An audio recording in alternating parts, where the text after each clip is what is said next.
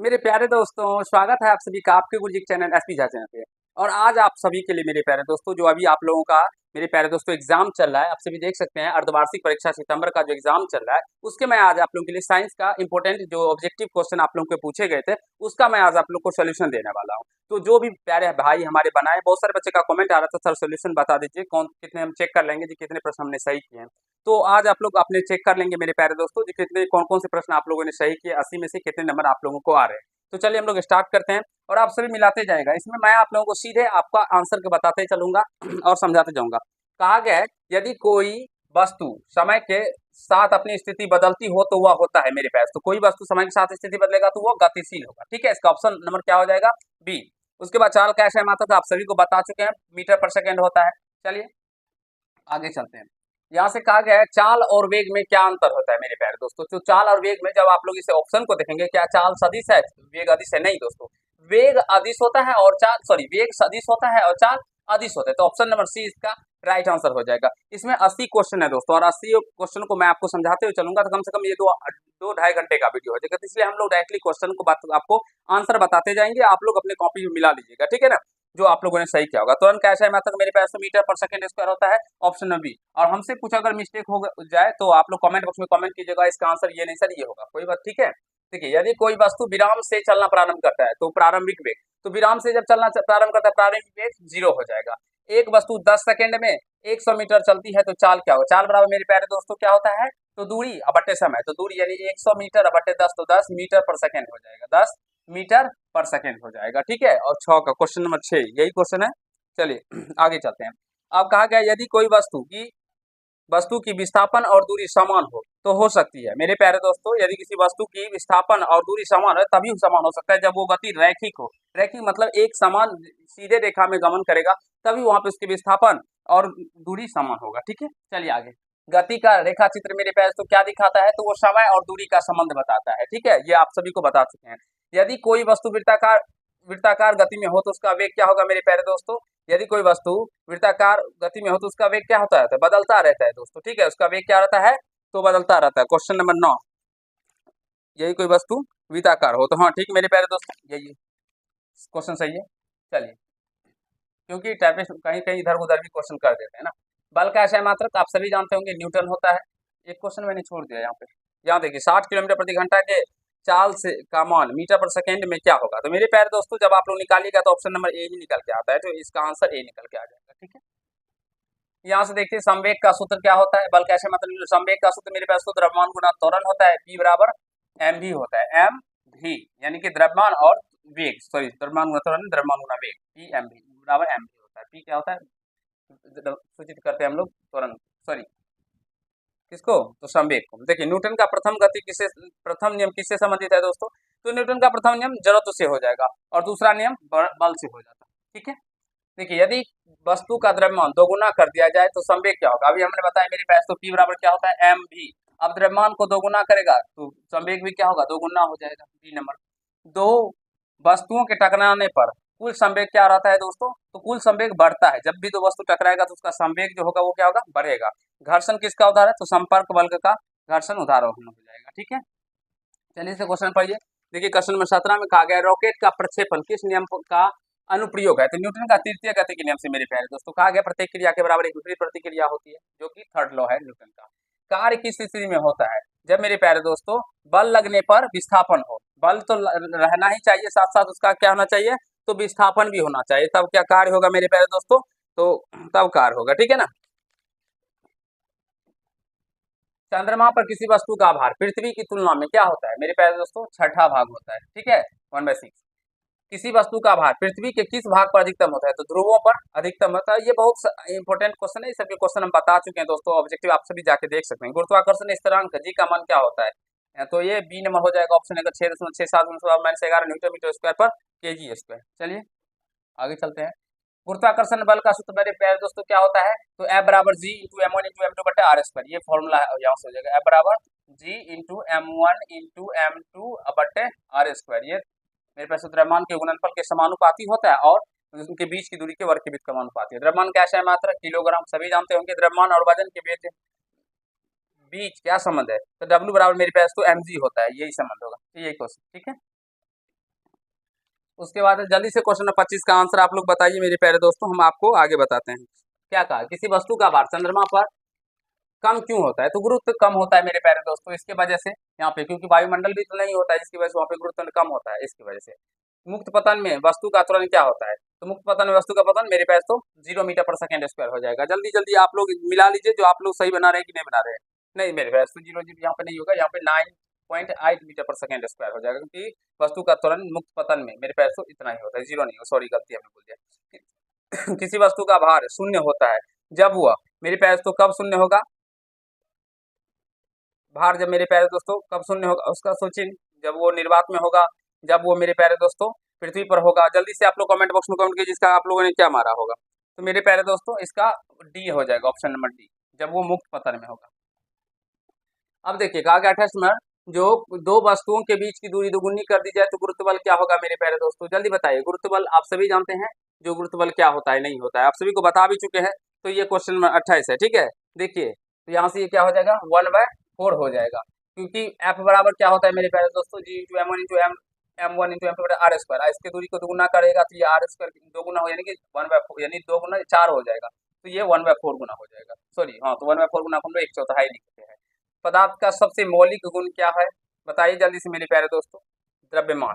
मौलिक गुण क्या हो जाएगा? द्रव्यमान हो जाएगा। निम्नलिखित में से कौन सी अवस्था में अणु सबसे अधिक गतिशील होते हैं? तो प्लाज्मा अवस्था के अणु जो होते हैं दोस्तों, वो सबसे अधिक गतिशील होते हैं, ठीक है। यहाँ देखिए गैसों का गुणधर्म क्या होता है? तो मेरे प्यारे दोस्तों गैस में निश्चित आकार होता है? नहीं, ये नहीं होगा। कठोरता, ये भी नहीं होगा, इनमें से कोई तो नहीं। ये संपीड़ितता होता है, ठीक है, इसको दबाया जा सकता है। ठोस पदार्थों की विशेषता क्या होती है? मेरे प्यारे दोस्तों ठोस पदार्थ की जो विशेषता होती है, उनकी आकृति और आकार और उनका निश्चित आकार होता है। यही ऑप्शन में भी सही होगा इसका। चलिए, जब कोई ठोस द्रव में बदलता है तो यह क्या कहलाता है? मेरे प्यारे दोस्तों जब कोई ठोस क्या करेगा तो द्रव में बदलेगा, तो यानी पिघलना कहलाएगा, ठीक है। किस प्रक्रिया में तरल गैस में परिवर्तित होता है? मेरे प्यारे दोस्तों कौन सी प्रक्रिया में कहा गया है तरल जो है वो गैस में परिवर्तित होता है? वाष्पीकरण में। वाष्पीकरण में ही मेरे प्यारे दोस्तों तरल क्या होता है, तो वो गैस में परिवर्तित होता है। किस अवस्था में कण सबसे कम गतिशील होते हैं? तो ठोस, इसमें कम गतिशील होते हैं, ये सब बता चुके हैं आप सभी को। बर्फ का गलनांक मेरे प्यारे दोस्तों 100 डिग्री सी हो जाएगा। निम्नलिखित में से कौन संघनन का विपरीत है? तो संघनन का विपरीत क्या हो जाएगा दोस्तों, जल्दी से बताइए।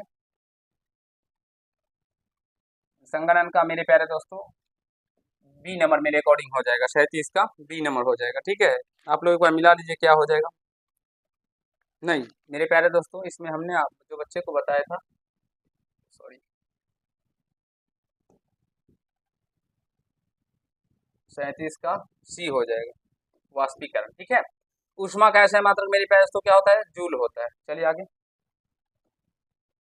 यहाँ देखिए ठोस के कणों में आकर्षण बल कैसा होता है? मेरे पास तो बहुत अधिक होता है। ठोस में कणों का आकर्षण बल क्या होता है? बहुत अधिक होता है। कौन सा ऊर्ध्वपातक पदार्थ है? कर्पूर। क्या होता है दोस्तों? ऊर्ध्वपातन क्या होता है? जो सीधे ठोस मेरे पास गैस में परिणत हो जाता है उसे हम लोग ऊर्ध्वपातन कहते हैं। तो कर्पूर को जब भी जलाइएगा तो ये जलने के बाद सीधे गैस में परिणत हो जाता है, इसीलिए ये हो जाएगा इस तरह से। एक और क्वेश्चन बचा हुआ है क्या? हाँ, वाष्पन की प्रक्रिया से उत्पन्न होती है मेरे पास तो ठंडक उत्पन्न होती है वाष्पन की प्रक्रिया से। शुद्ध पदार्थ क्या होता है? मेरे प्यारे दोस्तों शुद्ध पदार्थ होता है एक ही प्रकार के कण। एक ही प्रकार के कण जो होगा वो शुद्ध पदार्थ हो जाएंगे, ठीक है। मिश्रण क्या होता है दोस्तों? तो दो या दो से अधिक पदार्थों का भौतिक मिश्रण जो होगा यही मिश्रण हो जाएगा, ठीक है। समांगी मिश्रण मेरे प्यारे दोस्तों एक समांगी मिश्रण का क्या होगा उदाहरण? तो ये चाय जो हो जाएगा इसका समांगी मिश्रण का उदाहरण हो जाएगा। इसमें मिश्रण को घटकों में अलग करने की प्रक्रिया क्या कहलाता है? तो पृथक्करण कहलाता है। मिश्रण को अलग अलग करने की प्रक्रिया को पृथक्करण कहते हैं। कौन शुद्ध पदार्थ है दोस्तों? तो यहाँ पे अगर बात करेंगे तो वायु भी मेरे प्यारे दोस्तों क्या है? तो मिश्रण है, ठीक है। इसमें बहुत सारे गैस मिले जाते हैं, इसमें भी दूध में भी बहुत सारे तत्व मिले जाते हैं। यहाँ पे सोडियम क्लोराइड हो जाएगा दोस्तों इसका राइट आंसर 40 का। यहाँ देखिए वाष्पीकरण का प्रयोग किस लिए किया जाता है? मेरे पास तो घुले घुले ठोस को निकालने के लिए किया जाता है, ठोस को अलग करने के लिए तरल को। यहाँ पे ऑप्शन नंबर सी इसका राइट आंसर हो जाएगा। जल्दी से बताइए इसका आप लोगों ने क्या मारा मेरे प्यारे दोस्तों, जल्दी जल्दी बताइए। यही हो जाएगा मेरे अकॉर्डिंग मेरे प्यारे दोस्तों, ठीक है। अब यहाँ देखिए पृथक्करण की कौन सी विधि रंगीन द्रव्यों के लिए प्रयुक्त होता है? तो क्रोमेटोग्राफी मेरे पास तो ये स्याही के इंक का भी पहचान करवाता है, ठीक है। तो इसी का हम लोग प्रयोग करते हैं। निस्यंदन किस प्रकार के मिश्रण के लिए उपयुक्त है? तो मेरे प्यारे दोस्तों निस्यंदन क्या है? तो द्रव और ठोस के लिए प्रयोग किया जाता है। द्रव और ठोस के जो मिश्रण होते हैं उसको अलग करने के लिए। तो यहाँ से इसके ठोस द्रव भी हो सकते हैं। ऑप्शन नंबर बी ही इसका राइट आंसर हो जाएगा। कोलाइड में कणों का आकार मेरे पास 1 से 1000 nm होता है। कोलाइड किस प्रकार का मिश्रण है? मेरे पास तो समांगी मिश्रण होता है। ठीक है, ये सब बहुत शानदार क्वेश्चन है ऑब्जेक्टिव। ठीक है ना। टिंडल प्रवाह किसमें देखा जा सकता है? तो कोलाइड में देखा जा सकता है। विलयन क्या है दोस्तों? तो समांगी मिश्रण है।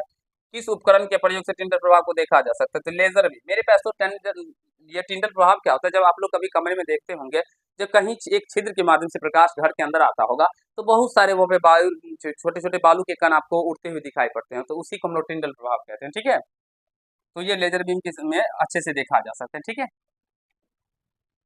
जीवन की मूलभूत इकाई क्या है दोस्तों? तो कोशिका है। कोशिका की मूलभूत इकाई उत्तक होता है। उत्तक की मूलभूत कोशिकाओं के समूह को हम लोग उत्तक, उत्तकों के समूह को अंग कहते हैं। कोशिका का खोज रॉबर्ट हुक ने किया था दोस्तों। ठीक है, कोशिका सिद्धांत किसने प्रस्तावित किया था? तो स्वान एवं स्लाइडेन ने सबसे पहले क्या किया था? तो कोशिका सिद्धांत का क्या किया था? प्रस्तावित किया था मेरे पास। तो स्वान और स्लाइडेन। ठीक है, चलिए। कोशिका झिल्ली का कार्य है परिवहन नियंत्रण करना। मेरे प्यारे दोस्तों, कोशिका झिल्ली का क्या कार्य होता है? परिवहन नियंत्रण करना। जब मैं आपको बायोलॉजी पढ़ाऊंगा तो उसमें डिटेल में हम इसके बारे में आपको समझाएंगे।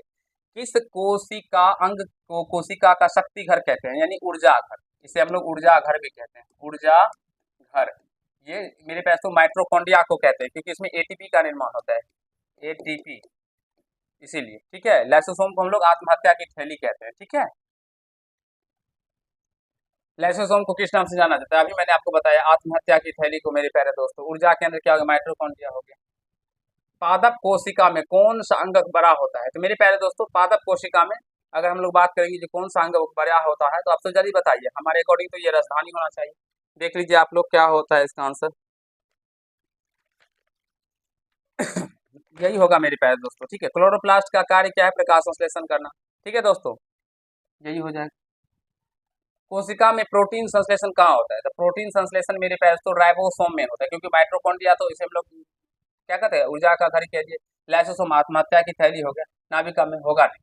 यह प्रोटीन संश्लेषण कहा गया। तो ये मेरे प्यारे दोस्तों ऑप्शन नंबर सी ही हो जाएगा। 63 का सी नंबर जो भी बच्चे लगाए होंगे वही सही होगा। कोशिका का नियंत्रण केंद्र कहाँ होता है? ये नाभिक में होता है, नियंत्रण केंद्र। ठीक है, जंतु ऊतक का अध्ययन क्या कहलाता है?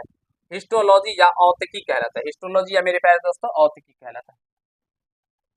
जाइलम किस कार्य के लिए उत्तरदायी है? तो जल का परिवहन। मेरे प्यारे दोस्तों, एक पूछा जाता है जाइलम, एक होता है फ्लोएम। तो जाइलम में जौ आता है, और जौ किसके लिए? जल के लिए फ्लोएम होता है। फ्लोएम में फ आता है। और भोजन भी मेरे प्यारे दोस्तों भ से ही होता है। ठीक है, भोजन तो फ्लोएम भोजन एक ही प्रकार से आप लोगों को लग रहा होगा, तो इसलिए हम लोग फ्लोएम को भोजन के लिए यानी कि कह सकते हैं भोजन का परिवहन करने के लिए फ्लोएम कार्य करता है। और जाइलम जल के दृढ़ता प्रदान करने वाला उत्तक है स्केलरे स्केलेरेन काइमा। ये हो जाएगा ऑप्शन नंबर सी इसका। स्केल रे काइमा उत्तक की कोशिका होती है, मृत होती है मेरे प्यारे दोस्तों। ठीक है, फ्लोएम में उपस्थित नहीं होता है। क्या नहीं उपस्थित होता है? ट्रेड्रिकस मेरे प्यारे दोस्तों, ये फ्लोएम में उपस्थित नहीं होता है। ठीक है, अब देखिए कहा गया त्वचा की बाहरी परत किस प्रकार के उत्तक से बनी होती है? जल्दी बताइए मेरे प्यारे दोस्तों। त्वचा की बाहरी परत किस प्रकार के उत्तक के लिए बनी होती है मेरे प्यारे दोस्तों? तो इसका हो जाएगा ऑप्शन नंबर डी, एपिथीलियस उत्तक। एपिथीलियस, एपिथीलियस, हाँ थीलियल उत्तक मेरे पास तो। रक्त एक प्रकार का है संयोजी उत्तक। मेरे पास तो रक्त कौन सा उत्तक है? तो संयोजी उत्तक है। बातन कौन सा संयोजी उत्तक मांसपेशी को मेरे प्यारे दोस्तों हड्डियों से जोड़ता है? तो मेरे प्यारे दोस्तों ये टेंडन, टेंडन जो है ये मांसपेशी को हड्डियों से जोड़ता है। जीवों में विविधता का अध्ययन कहलाता है जैव विविधता। आप सभी बहुत सारे बच्चे इसमें जीव विज्ञान मारे होंगे, जो कि गलत हो जाएगा, या वर्गीकरण भी गलत हो जाएगा। जीवों को वर्गीकृत करने की पहली कोशिका कोशिश किसने की? मेरे प्यारे दोस्तों पहली कोशिश अरस्तु ने की थी। ठीक है, वर्गीकृत करने के लिए। ठीक है, ट्रेविरेनस और लेमार्क, ये यहाँ पे बहुत सारे लेमार्क भी मारते हैं। ट्रेविरेनस और लेमार्क जो थे वो जीव यानी बायोलॉजी, जीव विज्ञान शब्द का सबसे पहले प्रयोग किया था।